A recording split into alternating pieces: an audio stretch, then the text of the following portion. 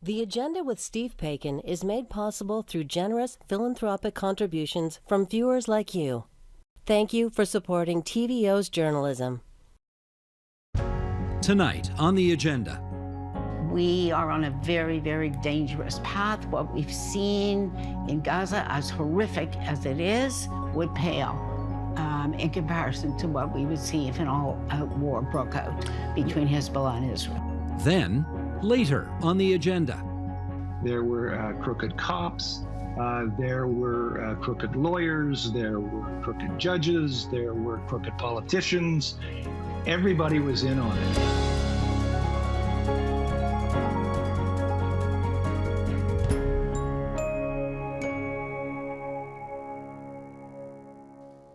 The long-awaited ceasefire plan announced by President Biden for what he called a durable end to the war between Hamas and Israel has brought some hope for an end to hostilities. For more on what this ceasefire proposal means for Israelis and Palestinians, Benjamin Netanyahu's future as prime minister, and the geopolitical implications for the region, we welcome, in Washington, D.C., Hussein Ibish, senior resident scholar at the Arab Gulf States Institute in D.C.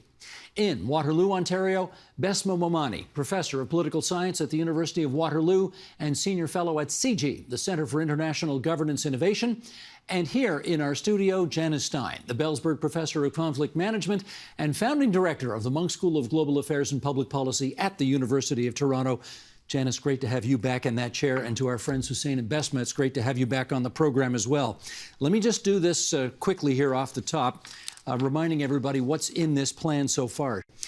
3 phases. Phase 1 would involve an initial 6-week ceasefire when Hamas would release some of the hostages, including women, the elderly, and the sick or wounded, in exchange for Israel releasing an undefined number of Palestinian prisoners. There would also be a withdrawal of Israeli forces, quote, from all populated areas of Gaza, and a surge in humanitarian assistance.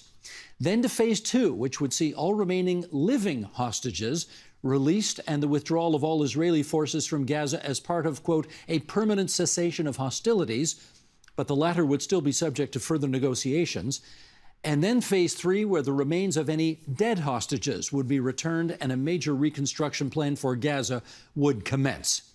Okay, let's get into this. Besma, how has Hamas responded to this so-called deal? Well, it's hard to tell. I mean, in some media, it says that, Hamas agreed to it, but waiting on the Israelis. And then I think in Western media, we get the impression that that Hamas has rejected the deal. So it's really not clear. But I think what's interesting about this is it's the same deal that we've seen on the table for several months now. And we've even seen Biden come out on his own several weeks ago claiming that this is an Israeli deal, only for it to be pretty much put down by most Israeli leaders yet again. So I think it's not clear, and there's so much, unclear messages that are happening at this time, and it's not, to my knowledge, abundantly. I'm using the word clear too much, but I'm sorry, it really just is. It's just not clear who is the real hesitant party here to sign a deal. And I think it comes down to the reality that for most actors involved, they don't have an interest in having a deal. They very much want this war to continue. And I think that's really the underlying problem. Hussein, we know that the Secretary of State for the United States, Anthony Blinken, has said Israel has accepted the proposal, Hamas has not. President Joe Biden has said Hamas is the biggest stumbling block to an agreement on this ceasefire so far. In your view, should we take that at face value? No, I don't think so. Biden also said this was an Israeli proposal. And then, as I said, Netanyahu came out very clearly and said, no, I'm not accepting anything other than maybe phase 1. But the whole thing, it depends on phase 1 leading to phase 2, leading to phase 3. The thing, Biden said it was designed to end the war. Netanyahu said the war's going to continue until some unspecified, undefined, and probably undefinable goals, certainly unachievable goals, are reached. So, I mean, at this point, I think Israel's clearly rejected. Hamas also, though, honestly, has said yes and no, in the same way Israel has said yes and no. Neither is giving an absolutely hard no, but neither is saying yes. And I think Besma is absolutely right that there's Netanyahu has a personal and political interest in keeping this war going to remain prime minister. Even Joe Biden has basically accepted that in public. I think Hamas thinks it's winning. I think Hamas thinks everything is going to plan, at least the Hamas leaders in Gaza. There may be a split, I think there is one, between the leaders, the more militant leaders in Gaza and some of the external leaders who are alarmed and unsettled by what's happening. But I think the internal leaders think this is exactly what we wanted. And especially because the insurgency that they were hoping for is starting in places like Gaza City and Jabalia and places like that, where they were supposedly eradicated. And all of a sudden you see these attacks starting. And I think that's the kind of war that Hamas was really looking forward to. And once it begins, Israel is going to find itself trapped there. And that's the scenario I think Hamas was looking for. Janice, those three phases, as outlined in the introduction, are they, in your view, the basis of an end to this thing? Well, the real difficulty, if we get above the noise of what we call dead cat diplomacy, and that's what we're seeing, a wonderful phrase. Just what does it mean? What is dead cat diplomacy? The whole goal is to make sure the dead cat is on the other side's door. So neither country is willing to come out and say no first. They want the other one to say no, and that's what's going on clearly between Hamas and Israel right now. And here's the essence of the dispute. Hamas says, I want a permanent end to this war. That is my overall goal. I want this war over because surviving the war is a victory, as Hussein just said. For Netanyahu, the goal has to be, I want those hostages back. And the argument is what comes first and in what phases. In Hamas's fantasy, Israel withdraws from the Gaza Strip entirely, and then the hostages are released. In Netanyahu's fantasy, all the hostages are home, and then he'll decide whether this war is going to go on or not. So underneath all this noise, I don't think Hamas wants an end to the war.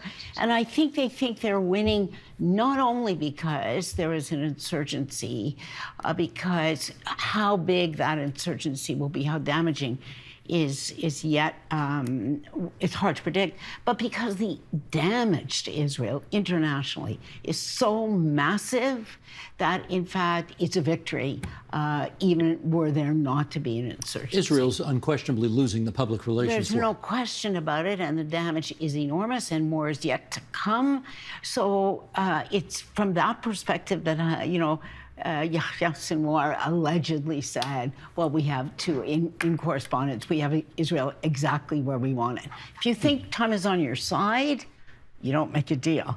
And Netanyahu thinks time is on his side because he's going to run against Biden in the next Israeli election. Well, before we get there, we got to get a better understanding, Besma, I think, of what's going on in domestic Israeli politics right now, starting with the prime minister recently dissolving the war cabinet that was tasked with prosecuting this war.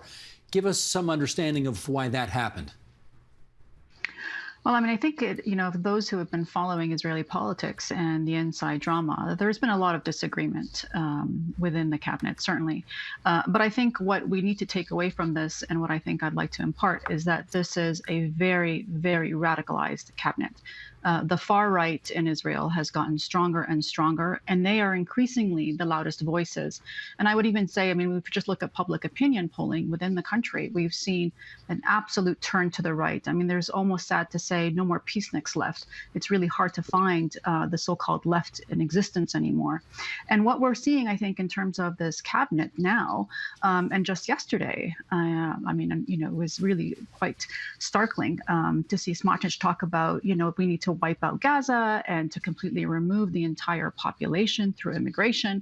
I mean, there is no shortage of statements of ethnic cleansing being said today about Gaza. And I think that really stands out. And that's, of course, going to be the basis of what might be, a cause or the accusation of genocide against the Israelis because of all of these statements that are being made by the far right. I mean, the challenge, of course, throughout history of Israeli politics is that often those far-right parties, even though they're extremely small and they're not the majority, but they just have a way through basically having to prop up these governments that can't win a majority. Basically, they become the swing makers. And this is what we see today in Israel. And I think it's really time for us to open our eyes, and that this is a very different Israel today. What's coming out of that government is extremely troubling and very, very much to the far right. Janice, I just want you to pick up on that quickly, in as much as I don't know if people understand. Try and imagine if Justin Trudeau had a cabinet and there were 10 different parties represented in that cabinet, right? That's what's going on in Israel right now. You haven't got one party governing. You've got one prime minister trying to keep 10 different parties happy. Well, there is a Likud party, which is a traditional right party, center-right party. But to the right of the Likud party are two particular parties. One, which is a religious party, and the other, which is a far-right nationalist party. Now, here's the I think, ominous signs that the reason a war cabinet was created, and Benny Gantz, who is I would say, center, if that exists. Opposition leader. Opposition leader. The leader of the largest opposition party went in, was in fact to shut out those two far right-wing parties from making decisions during the war. So whatever they said, it didn't matter. They didn't have their fingers on the levers. He walked away from that cabinet because the political dynamics of staying in the absence of what he thinks rightly is a complete lack of strategy, are just too damaging. And so that now reestablishes the existing security cabinet in which those two right-wing parties are present at the table in terms of decisions. I think from that perspective, the moment's passed for the Biden deal. I truly think it's dead cat diplomacy. I'm going to get Hussein to comment first on this clip that was posted on X. Prime Minister Netanyahu with some strong words for his closest ally, the United States. Sheldon, roll it if you would. When Secretary Blinken was recently here in Israel, we had a candid conversation. I said I deeply appreciated the support the U.S. has given Israel from the beginning of the war. But I also said something else. I said it's inconceivable that in the past few months, the administration has been withholding weapons and ammunition to Israel. Israel, America's closest ally, fighting for its life, fighting against Iran and our other common enemies. Secretary Blinken assured me that the administration is working day and night to remove these bottlenecks. I certainly hope that's the case. It should be the case. During World War II, Churchill told the United States, "Give us the tools, we'll do the job." And I say, give us the tools and we'll finish the job a lot faster. Okay, Hussein, let me get your take on how the Prime Minister is supposed to negotiate a situation where, on the one hand, he's trying to make nice with the United States, and on the other hand, as our other two guests have suggested, he's got some of the most right-wing figures in Israeli history that he has to keep inside the tent as well. How do you do both those things? It's very hard, and you sort of need to be the kind of political magician that Netanyahu has shown himself to be in the past. And I'll give you an example of how he's managing it. There was a recent announcement by the Israeli military that there would be daytime pauses in military attacks in Rafah. And Netanyahu said, I didn't know anything about that. I was out of the loop. Now, on the one hand, he gets to say to the United States, look, I'm trying to address the humanitarian issue, doing pauses. On the other hand, he says to other Israeli and to his cabinet colleagues, oh, I had nothing to do with this. This is the military. I'll talk to them. Don't worry about it. So he has this way of kind of playing both sides against the middle. He's very good at it. And there is a fundamental contradiction between where Israel is going in terms of its self-image. How do Israelis imagine their society? What do they think of when they imagine the word Israel? And it really is starting in the big majority now to normatively include most of the West Bank, or all of it, on the one hand, and then American interests, on the other hand. American interests don't include annexation and probable expulsion of Palestinians from the West Bank. And since Israel is on a fast train in that direction, and you can see the contradiction showing up in the future of the war in Gaza, where Biden is saying it's time for the war to end, and Netanyahu is saying, in effect, this is no time for this war to end. And as a matter of fact, I have no idea when it might end. You can see the contradiction growing into very large proportions. Janice, I know that many months ago when you were on this program, we were talking about some of the constitutional reforms that the Netanyahu government wanted to make. And I suggested to you that the prime minister's political career had been predicted to be over so many times. Yeah. He was like a cat with 9 lives. I said, what life's he on now? You said his 10th. And that was many, many months ago. So what life's he on now? You know, as Hussein rightly said, I think so many of us, including me at some point during this war, have predicted that his back was against the wall.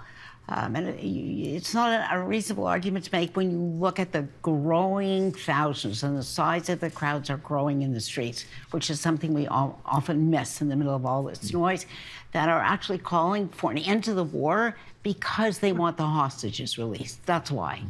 And for the end of his prime ministership and for elections. You look at that, you look at how furious the Biden administration is. It's been angry, but now it's furious after that clip that you showed us, Steve. I'm amazed that it took them that long to get furious, frankly. So the combination of an international and domestic pincer movement would be enough to finish most people off. Well, you look at this, and the experts are betting that his whole goal is to stay in office until November.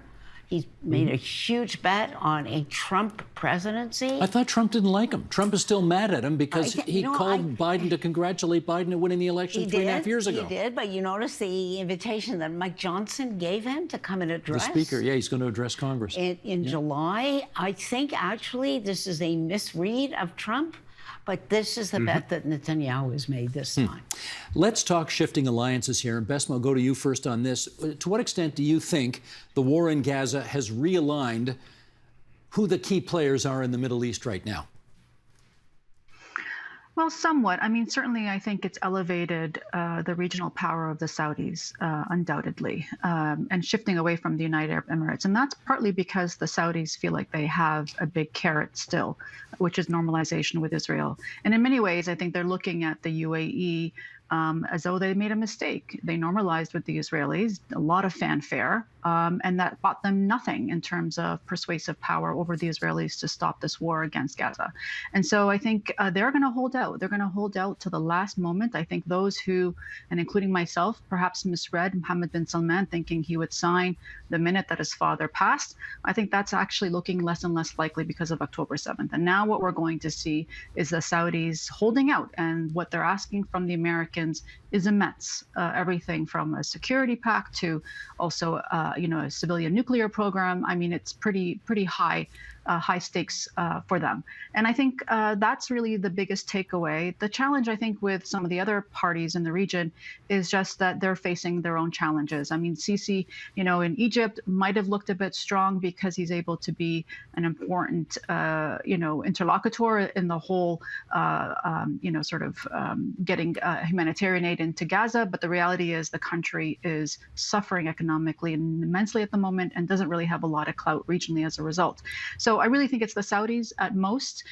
Iran, in a little bit, in some way, has been able to, of course, and we think we need to talk about Hezbollah and Lebanon, because that really is, I think, where we'll get to there in a second. I'm going to go to Hussein on that in a second, but let me follow up actually with Hussein on the Abraham Accord partners right now. We do remember under the Donald Trump administration, the Abraham Accords were signed. Egypt, Jordan, the Emirates, Bahrain, Morocco. They all now have ties with Israel that they heretofore had not had. What is the status of that relationship now that this war has gone on so long?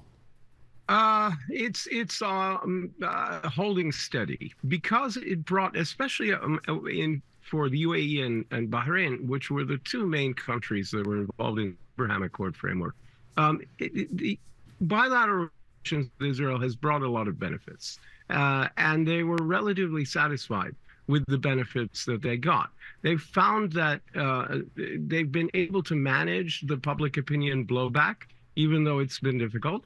And so steady as she goes, but they're not expanding ties to Israel in an aggressive way or in a fast-track way, but they're not pulling back either.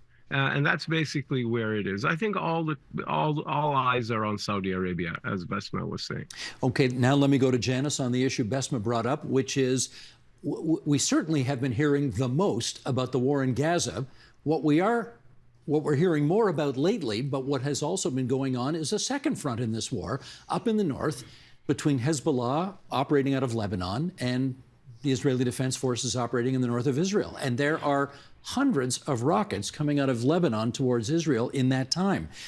If there's a ceasefire in Gaza, and I know you don't like the odds on that, but if there is, would you anticipate a ratcheting it up of that second front? No, I think it would be the reverse. If there were a ceasefire in Gaza, I think it is overwhelmingly in the interests of Hezbollah not to escalate at this point. And that is because there's a long-standing pattern here that Iran, this is the forward defense forces for Iran. It is their most effective deterrent weapon against Israel is Hezbollah, because it could inflict so much damage by orders of magnitude on the infrastructure and civilian population inside Israel. It's a very effective deterrent, frankly.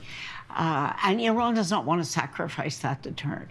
So were there to be a ceasefire, and Hezbollah has said explicitly, were there to be a ceasefire in Israel, the leadership, there would not be a war, and that, I think, both sides would stand down. Problem is, of course, that the prospects of a ceasefire are grim. The prospects for, we should say this, the prospects for winding down the intensity of the fighting in Gaza are on the other hand, very likely, for the wrong reasons, but they are nevertheless, I think it's a matter of weeks, a month, until the pace of fighting in Gaza drops. And that may take some of the heat out of the situation. But if it doesn't, we are on a very, very dangerous path. What we've seen in Gaza, as horrific as it is, would pale in comparison to what we would see if an all-out war broke out between Hezbollah and Israel. Let me get Besma on that. The northern Lebanese-Israeli border, do you see a second front developing there regardless of what happens in Gaza? It's possible. Every day looks more and more likely, partly because there has been so much tit for tat on this so-called blue line between these two countries. And I think in many ways there is a rationale, particularly on the Israeli side, that we need to finish all of our so-called enemies surrounding us. And as we all know, the northern part of Israel currently is evacuated, and people want to go back, and there's schools starting. So there's even some rumors within the Israeli, I would say, media that this is the desire of Netanyahu at the moment, and some interpreting that in fact Netanyahu's, call to Washington to supply, him with more arms or not to hold back is foreshadowing, suggesting that they want to open a front with the Lebanese. Again, I think it would be absolutely disastrous, more so, I think, for the Israelis. Lebanon, or I should say Hezbollah in particular, has 200,000 perhaps long-range missiles. I think it would absolutely be a disaster for the Israelis, and it would be very painful for Lebanon. That is without a doubt. And that, again, is a country that is teetering on the edge of economic collapse. And that's what's holding, I think, Hezbollah back, ironically, is that it can't afford to have a Lebanese public against it at the moment when it is already teetering on economic collapse. Well, okay, let me follow up with Hussein on that, because I did read something in the New York Times the other day about the fact that perhaps some of the voices not quoted as often in Gaza are those who believe that Hamas has led the local Palestinian population into untold misery because of the October 7th attack and what they knew would be the blowback from Israel thereafter. Right. Okay, play that same scenario out on the Lebanese-Israeli border. What do you think people in southern Lebanon are thinking right now about the potential of Hezbollah ratcheting up attacks there and Israel responding in kind?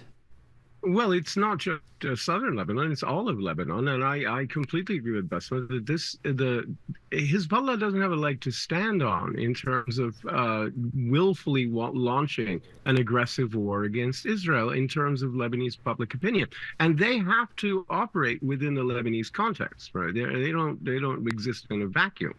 They do tend to try to do what they want, but they can't afford to have the whole country infuriated with them. That's one of the main reasons. That plus the fact that Iran does not want to spend its regional trump card on a place that's fairly irrelevant strategically and culturally and religiously to them, like Gaza, and an unreliable ally in Hamas. Hamas is a Sunni fundamentalist party, and it broke with the Iranian alliance during the Syrian civil war. So they've got no interest in doing this. But I do think that there are people in Israel, including the Defense Minister Yoav Gallant and the National Security Advisor Tzahi Hanegbi, who are thinking along the lines of, yes, let's finish all our enemies, but they're also hoping maybe for a recuperative victory for Israel, a clear-cut win in Lebanon, which is not available in Gaza.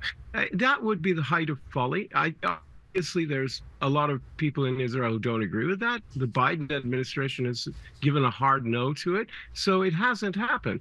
But I do think it's Israel that has been accelerating and escalating at every stage on the Lebanese border. And if there is a war, it's going to be because Israel decides it must have one. Hezbollah definitely doesn't want one under current circumstances at all. Janice, you want to comment on that last part? No, other than just to say this is a really dangerous moment at a time when there is deep fatigue in the Biden administration among the senior advisors around the president who are pessimistic, and they share blame across the board here. They spread it. It is not focused only on one party, but they are deeply pessimistic about the capacity to get an agreement in the near term. Okay, let me jump in here for a second, because we're down to the last couple of minutes, and I do want to get you on the G7 meeting that just took place, and how unified or not you think Western leaders are on what ought to be done next. The G7 meeting bit the low-hanging fruit, right? Easy to say, every one of them, that we support the Biden administration, we support a peace plan, and we support a ceasefire. Do they support Netanyahu being taken to the International Criminal Court? No, there is real division around the International Criminal Court. There's no question about it. And the leader of Hamas, I should say. They wanted calls out for both of them. But I think there's states are signatories to the court, and Hamas does not qualify. And so there's a built-in asymmetry there. And you saw it in our own government, which was a founder of the court and has a deep attachment to it. I think it's very uncomfortable with the decision, despite the public record, and I think is uncomfortable with the timing. There really is something quite remarkable about a prosecutor going on CNN, your competitor network, to announce that they are seeking warrants which have not yet been approved by the judges. I mean, it is unprecedented. Most international legal experts will acknowledge that. And it raises a larger issue. What is working for what here? There is a built-in trade-off sometimes between justice and peace, unfortunately, as much as people don't like to talk about that. And when there was a real push for the ceasefire, what I can tell you is the frustration inside the Biden administration and what Karim Khan did when he did it was through the roof. That is separate from their issues with the court. They were livid that he intervened in that way at that time. Esma, I got 30 seconds left. Do you see any hope for any stability in the short term in the region? No. There's your short answer, unfortunately. That seems to be where everybody is. Hussein, yeah, you agree? Yeah. Yes. Yep. I agree. That's 3 for 3. We're a long way from the finish line here. We're a long way from the finish line. Gotcha. That's right. Okay, well, that's a sad place to leave this, but I do want to thank the three of you for your expertise. You're always so good to us and taking our calls to come in and help us understand what is arguably the worst place in the world right now. Yeah. Hussein Ibish, senior resident scholar at the Arab Gulf States Institute in Washington, Besma Momani, University of Waterloo, and CG in Waterloo. Janice Stein, once again, back at the head of the Munk School of Global Affairs and Public Policy at the University of Toronto. Thanks to the three of you. Much appreciated. Thank you. Steve. Thank you.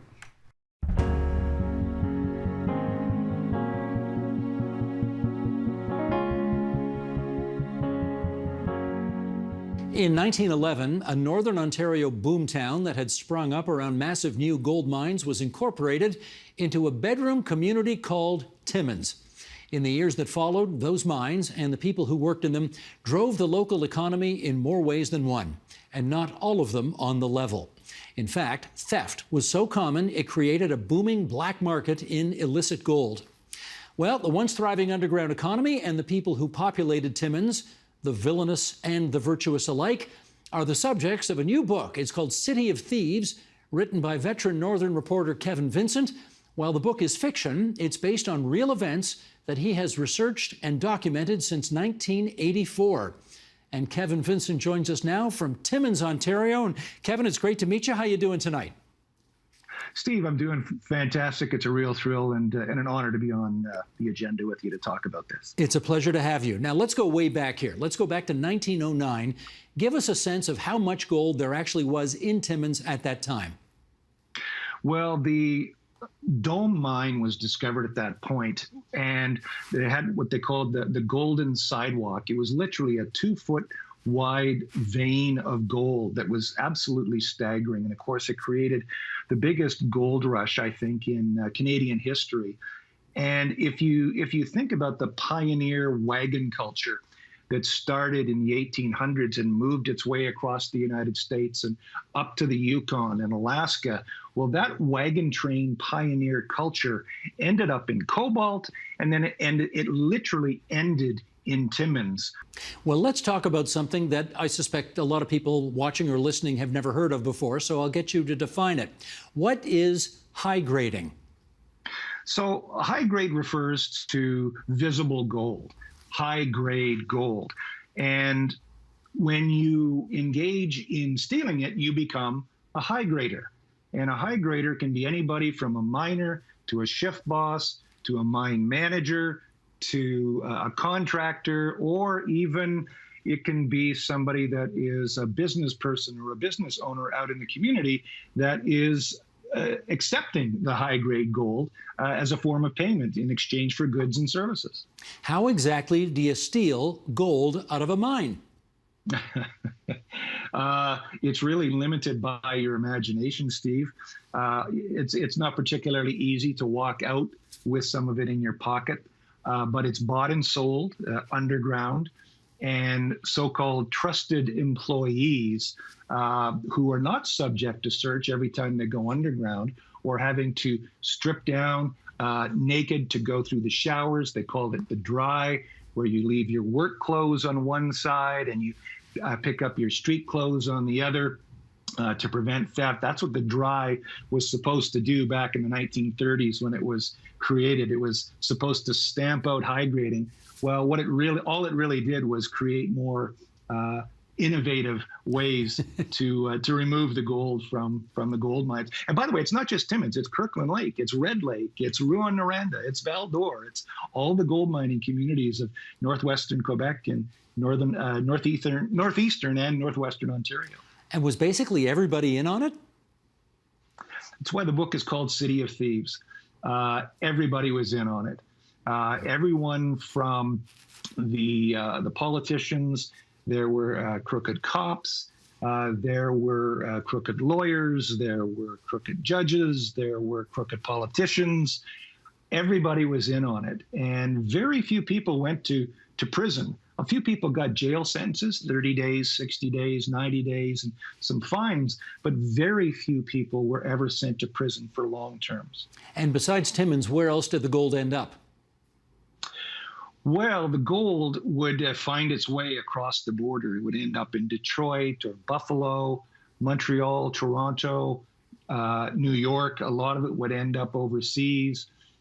During the war, a lot of it ended up in the hands of of the Germans and the Italians during the Second World War. So wherever, as one high grader put it to me, if you have gold, it doesn't matter where you go. You're considered a gentleman because there's a way to get rid of it. A gentleman thief, though. Correct. What were the creative ways in which you could smuggle gold out of Timmins back then? Well, I can tell you that that the newspapers used to have society columns, and those society columns tracked everybody. If you were taking the train, you told your neighbor that you were going to visit your sister down in Kitchener or your brother in Hamilton.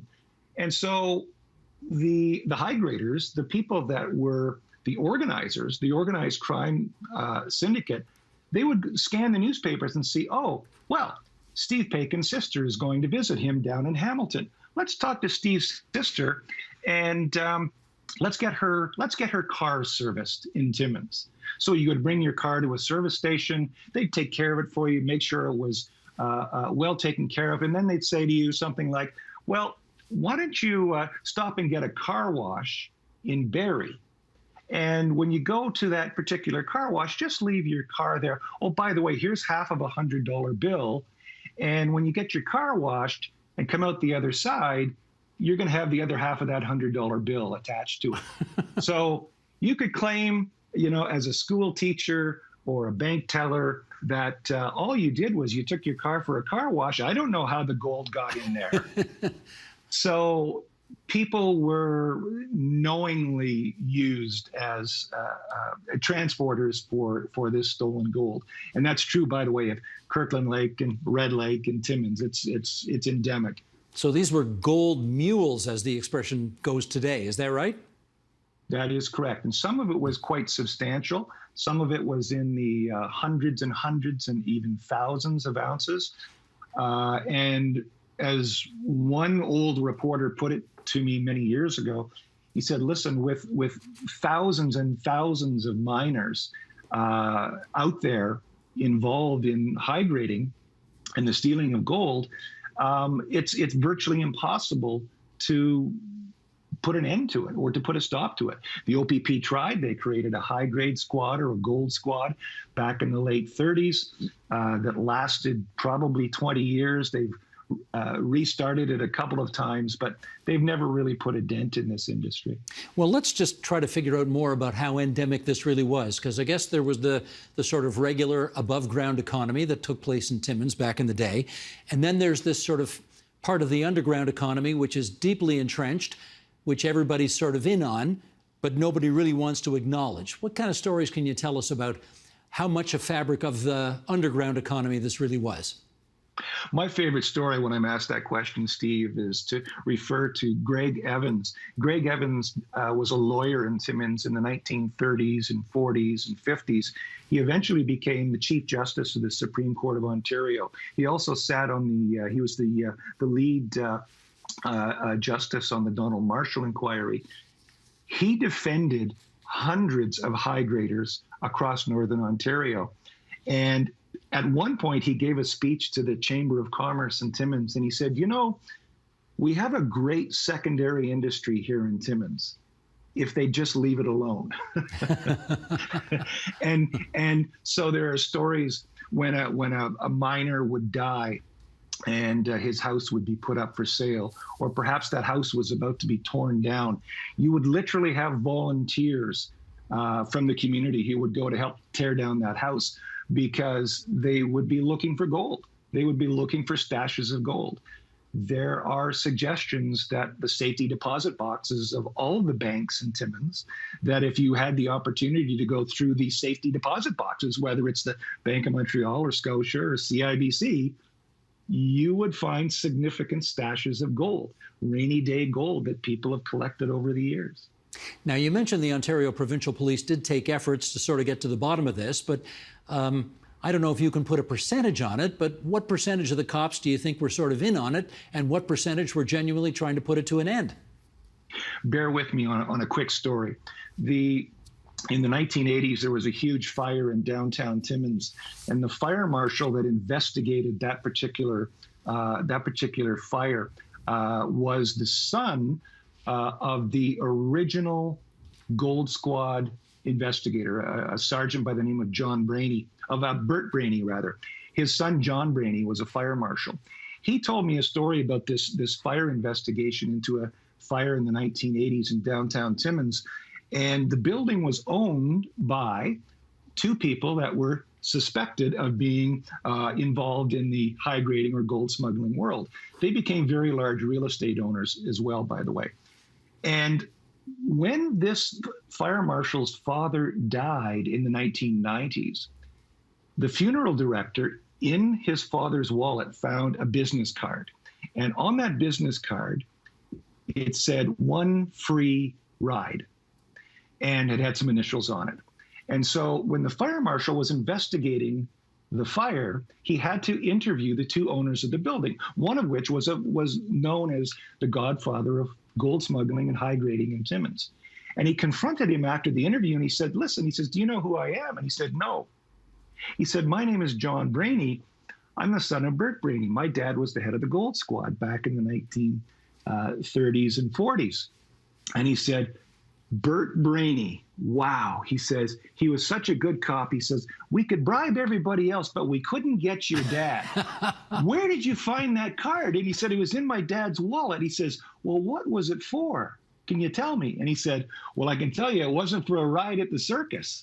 And I said, it was a ticket that they had given to him for a night of pleasure at a local brothel in Timmins. Oh, my gosh. He never cashed it in. Now, Steve, that's a true story. I tell people all the time, I do not have a vivid enough imagination to make that up.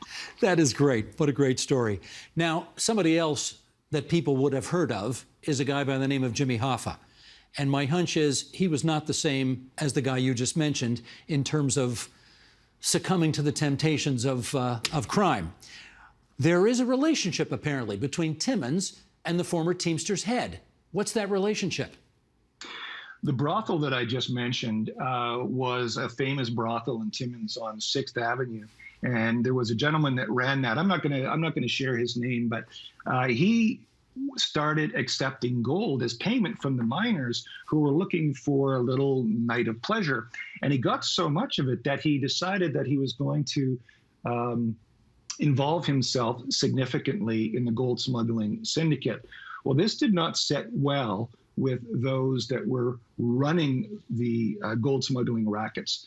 And so he tried to smuggle some gold across the border in Detroit. And he was immediately fingered at the border because the high graders paid off, and had been for years, border agents in Buffalo and Fort Erie and Detroit and northern Minnesota.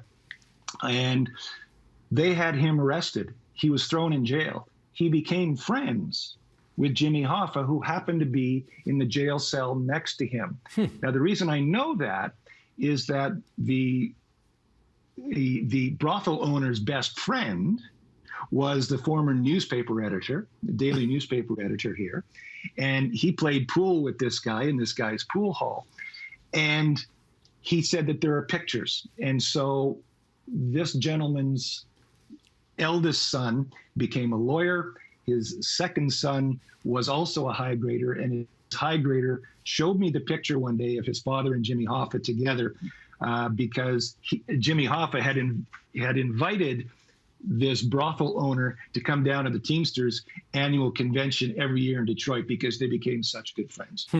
So fair to say that it wasn't just everyday citizens in Timmins who were involved in this. Organized crime was involved, crooked unions were involved, the mafia everybody was involved.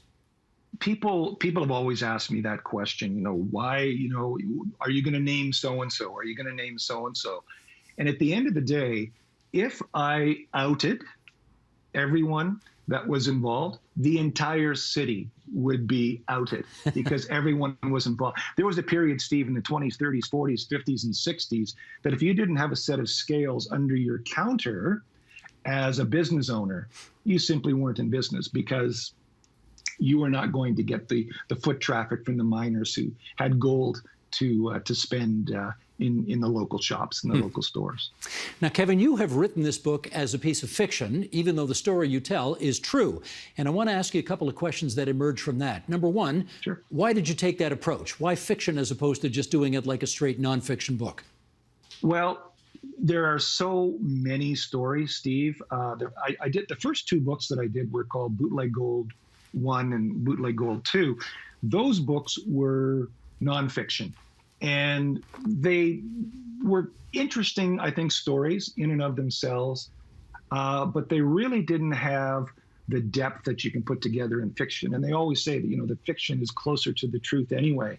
So what I did was I took these great stories that I learned from Greg Evans and Greg Reynolds, who just passed away, who was a longtime editor of the daily newspaper. And many, many others, including Jack Atkinson, who I dedicate all my books to, who was a police officer that inspired my interest in this back in 1984. And so those stories are going to live forever, because if they're not told in a fictionalized version, they're just not going to get told at all. They're not going to be written about. And there's literally thousands of them. Now, your sources for this book, living, dead, people versus documents, lay that out for us. How did you figure all that out? All of the above, Steve. My wife and I go for a walk every night, and there was a particular group of individuals who were very prominent. Everybody in the city of 50,000 people knew that they were the kingpins of the high grading industry. So my wife and I go out for a walk, and this is 3 or 4 weeks ago, and a gentleman comes across his lawn, and he says, "Kevin," he says, "I just want to say hello to you." He said, "Do you know who I am?" And I said, "No." He said, "I'm so-and-so's son." And I recognized the name right away as being part of this high grading or gold smuggling syndicate, the very top of the food chain. And he said, "I just want to tell you how much I enjoyed your book." And I said, "Thank you very much. I appreciate that." And he said, "I worked out west, and I came back to Timmins, and I ended up at the McIntyre mine. And one of the shifts that I was on, my shift boss introduced me to two old timers who had been working in the mine for 40 years. And they said to those two old timers, 'Do you know who this is?' And the old timers said no. And then this guy gave his name, and they said, 'Wow, was so-and-so your father?' 'Yes.' And these two old timers said, 'We made more money with your old man than we made working in the mine for years.' Just wanted to let you know that." Now, this is the son of the, telling me this story. So over the years, I've been very fortunate, Steve, that people have trusted me with these stories because they want them to be told, because they know that they're fantastic stories. How important is gold to Timmins today? Well, Steve, you've been to Timmins multiple times over the years and done many events. And gold is still the center piece of our economy. It's still growing. There's still gold mines that are being explored at a terrific pace. Of course, the shift is now towards critical minerals, as you're well aware. And Timmins, the economy, we just had a huge mining event here last week, record attendance. So the interest in mining is not waning; it's growing, quite frankly. And is high grading still happening? What do you think? I'm asked that question all the time. It's $3,000 an ounce, and if you can get an ounce onto the street, the going price is 50 cents on the dollar. So that's $1,500. You manage to get an ounce of gold per shift 5 days a week, that's a lot of money. It is. Kevin, let's finish up on this. You have sort of been following this story for 4 decades. And I wonder, what have you found so compelling about all of this that you've dedicated so much of your life to it? The fact that these are great stories. People are deeply interested, I think, in true crime. They're also deeply interested in the David and Goliath of true crime as well, the Robin Hood aspect. There are characters that are connected with the gold smuggling world that are not unlike Robin Hood, rob from the rich and give to the poor. And at one point back in the 1920s, I was told that even the mines themselves would go into the bars at night and send an agent or a mine manager with a pocket full of money to buy back the gold that had been stolen from their mine that was now in the hands of the bartenders. And so everybody made money, and the mines would buy back some of that stolen gold and put it into the smelting process. Wow. The name of the book is City of Thieves. We are delighted that it has brought one of Ontario's great storytellers, Kevin Vincent, to our airwaves tonight. Kevin, good luck with the book, and thanks for making time for us. Steve, thanks so much. It's a real privilege and an honor to be on the show.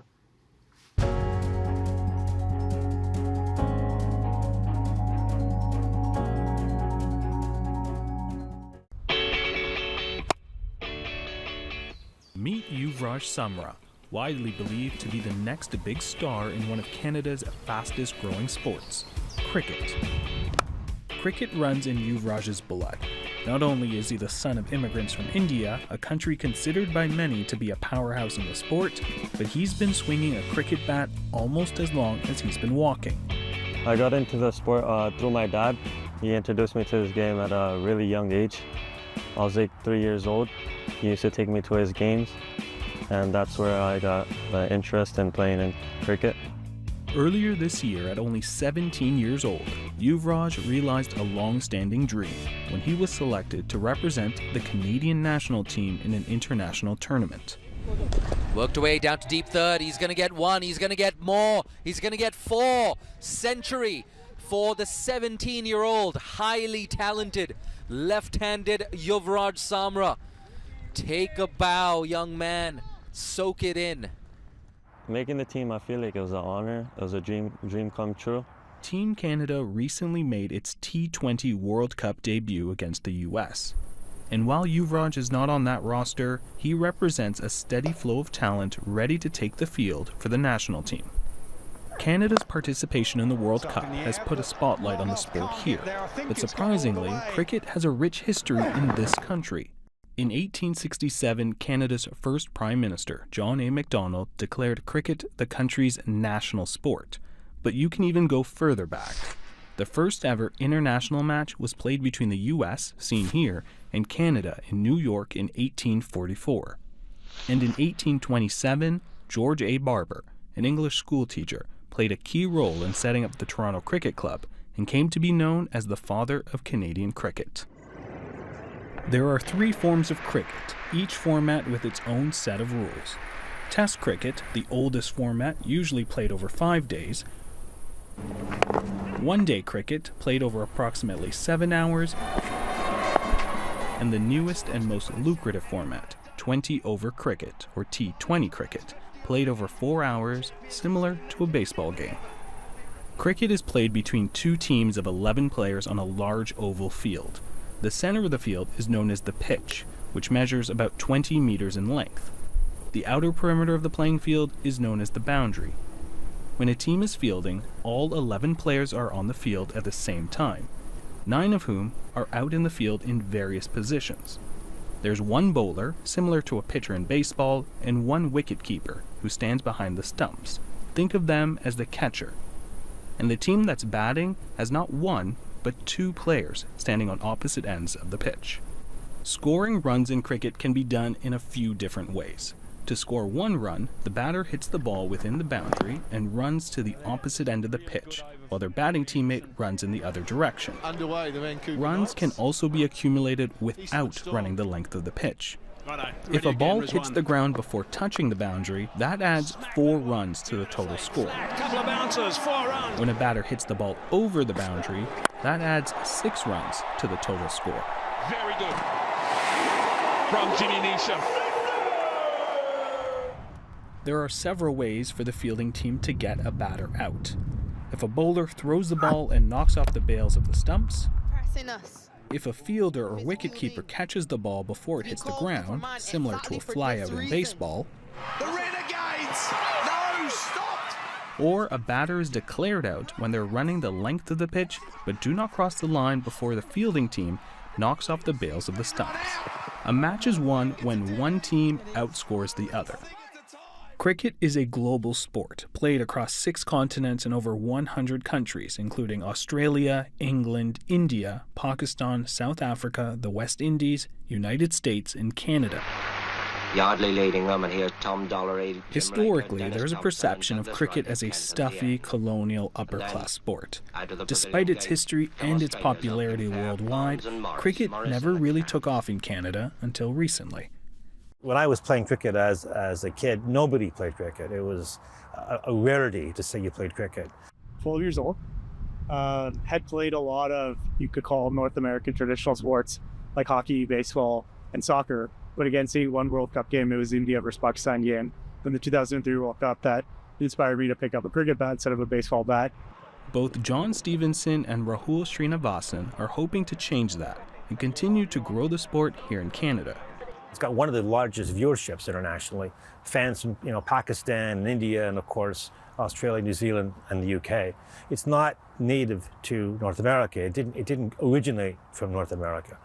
So hockey, football, basketball all originated from this country, whereas cricket was not part of a North American culture and ethos. The emergence of the sport has been dramatic, and to see us qualifying for the Worlds is amazing. A marketing research report from Cultural IQ found cricket to be one of the fastest growing sports in Canada, with an estimated 5 million fans. Last ball of the innings. And he's put it away. Oh, has he? Yes, into the crowd. One of the reasons, the creation of the shortest format, T20 cricket, about 2 decades ago. The game now is very much geared to engaging with young people, to really get excited about a fast-paced sport that really competes with basketball and baseball and football in terms of time of game, but more importantly, frequency of energy. According to Rahul, there is still a lot of work to be done to grow the sport in Canada. I think by 2031, cricket will be a top 5 sport in this country, and there's really no reason for it not to become that. As for Yuvraj, he has seen the game grow firsthand, from stiffer competition and more local leagues cropping up. His main focus remains the same: represent Canada at cricket's highest level, one bat at a time. My hope is that Canada competes against the top 5 countries, and we play up there and we keep playing up there.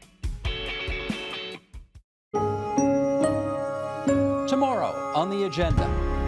Across the country, Indigenous people are continuing to heal. They're proud, they're strong, they're resilient, they feel free, they're hopeful, and you can't measure that against a 94 cost of action. That's tomorrow on the agenda.